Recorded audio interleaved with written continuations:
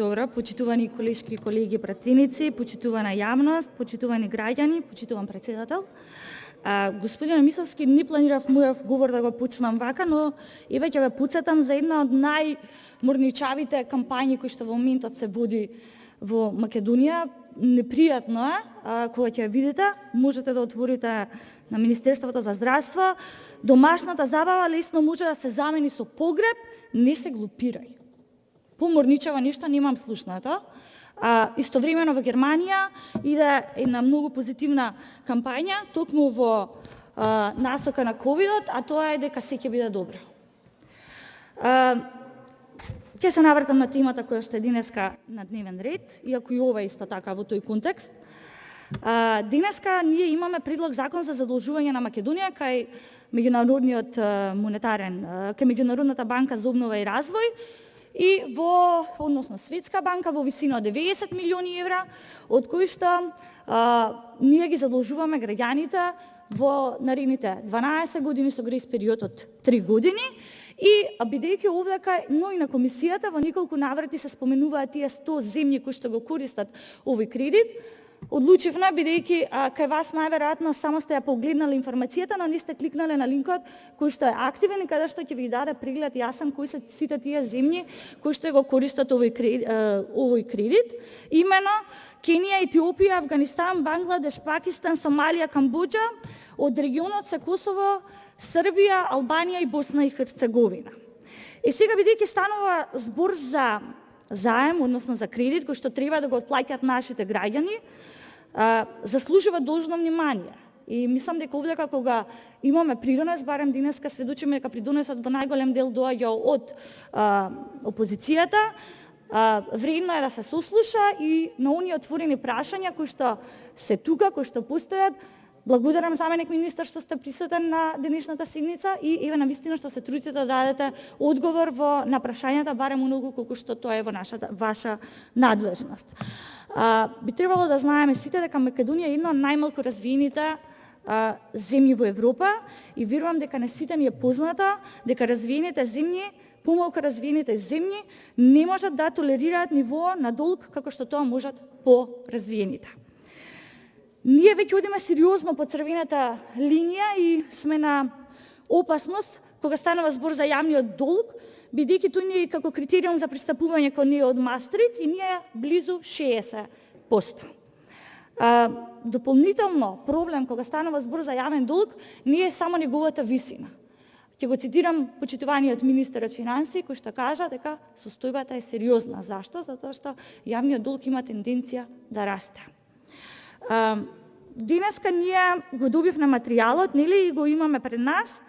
Иако недостасуваат многу прашања, сепак ќе се обидам да дадам свој придонес во она што го добивме, а се однесува на компонентите кои што го сочинуваат овој предлог закон.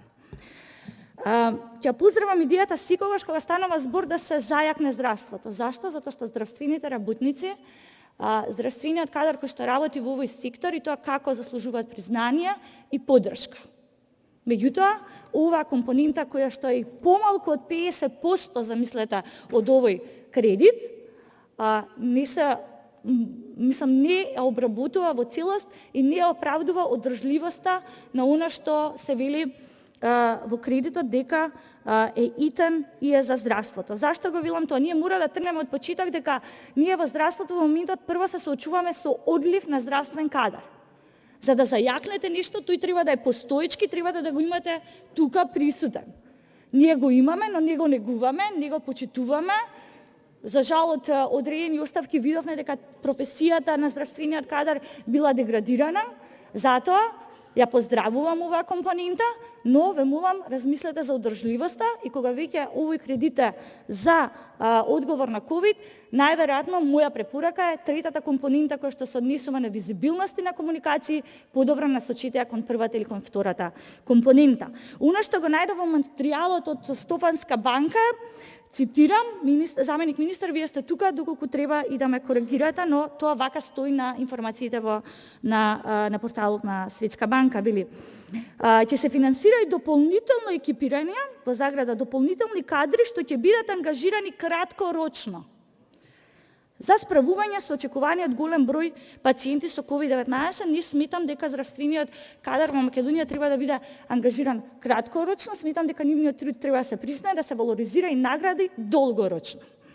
Во однос на компонентата 2, која што се однесува за домаќинствата, би кажала дека навистина би сакале повеќе да знаеме како овој привремен приход од оваа подкомпонента ќе биде распределена на соодветните семејства, домаќинства, но истовремено гледам овие 2 дена не слушнав многу дискусија, не знам дали тоа мудро се заобиколува.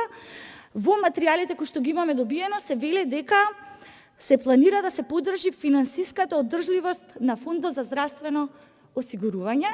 Заменик министар би сакала да знам, тука се отвора прашање, дали ние имаме проблем со одржливоста на Фондот за здравствено осигурување, дали и зошто оваа компонента сега го упфаќа токму овој дел, и дали тоа е никако поврзано со претходното менаџирање и работење токму во оваа институција.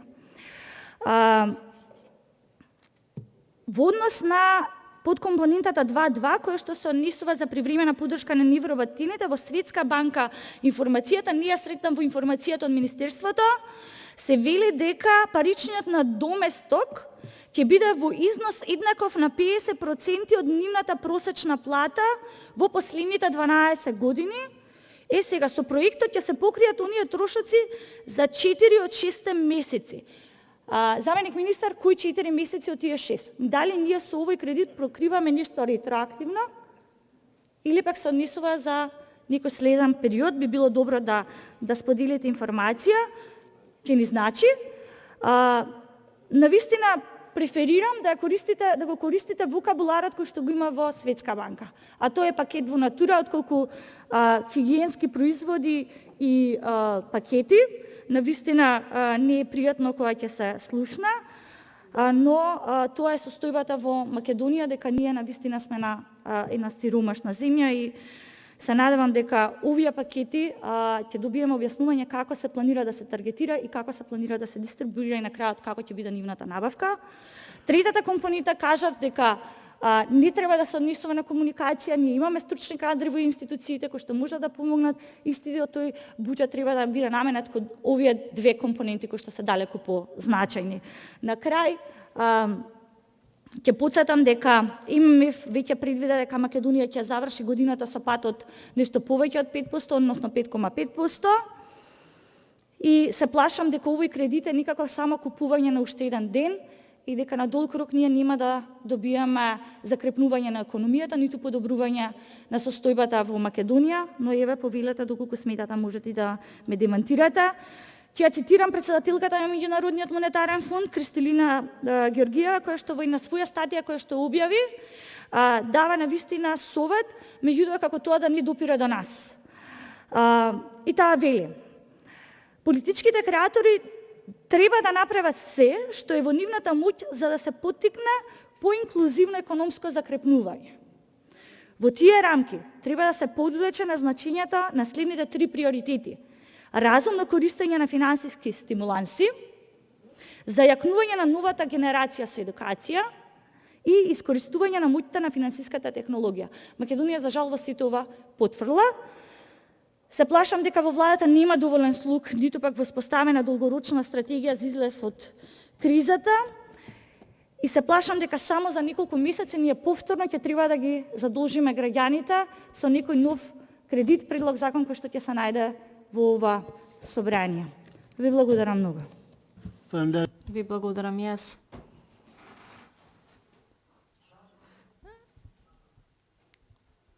Министер, реплика.